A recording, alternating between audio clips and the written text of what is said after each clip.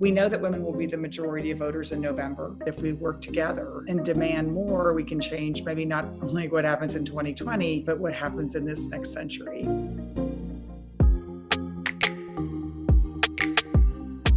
Women are now a supermajority of everything. That means like more than a majority of activists, of voters. We will determine the next president, the next Senate, the next Congress, and races all up and down the ballot.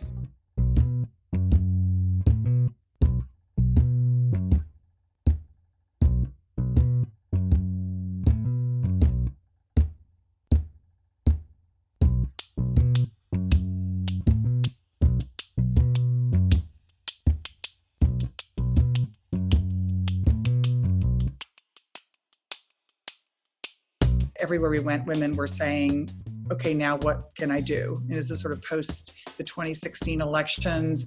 Women felt like they had marched, they'd gone to town hall meetings, they'd gone to the borders over family separation, so many different issues, but they wanted to do more. So we decided we wanted to build kind of a home for women, a community that was multiracial, that crossed issues, crossed generations, to try to build women's power in this country and not only change what was happening in Washington, but really begin to aggregate all the incredible activism that we were seeing among women.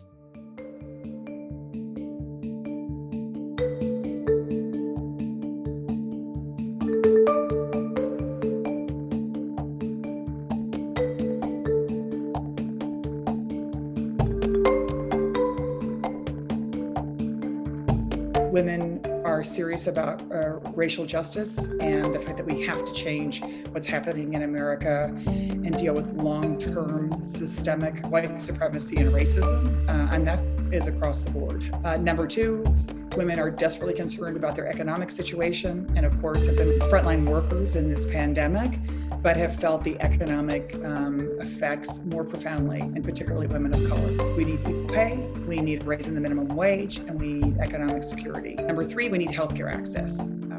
Desperate concern of women for themselves, for their families, for the loved ones that they're taking care of, and that this COVID-19 pandemic has been completely mishandled. And number four, they want the right to vote. And they want their vote to be protected. They want to be able to vote safely. And so a big part of what we are pushing for now is to ensure that every woman knows how she can vote, what are her options to vote, that she can vote early, that she can vote online, that she can vote absentee, and making sure that she has the tools to do so.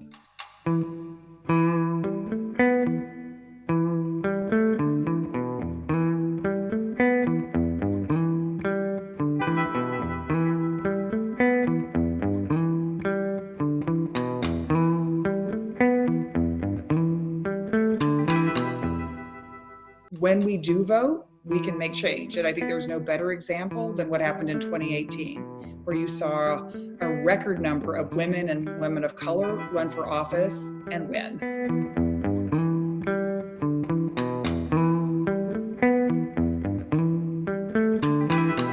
We know that women will be the majority of voters in November. We know that women of color, Black women in particular, are the most progressive, most reliable voters in America. And if, in fact, all these women could come together, provide each other the tools and the support, and frankly, just the community to do this work together, I think we can have a record turnout of women in November, and we can change the direction of the country.